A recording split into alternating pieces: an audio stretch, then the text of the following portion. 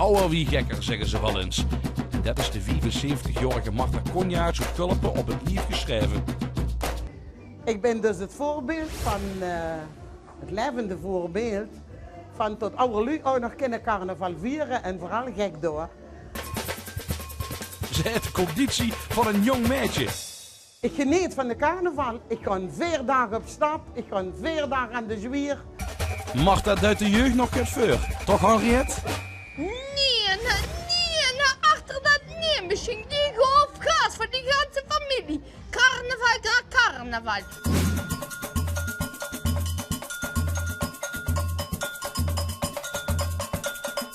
Met één deel wil ik je nog vertellen. Ja, Marta, zeg het eens, meisje.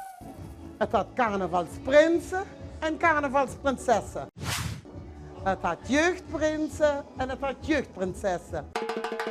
Het had adjudanten, het had presidenten, het had narren. En weet ik veel wie die titels allemaal zijn. Maar ik ben de enige echte carnavalsqueen.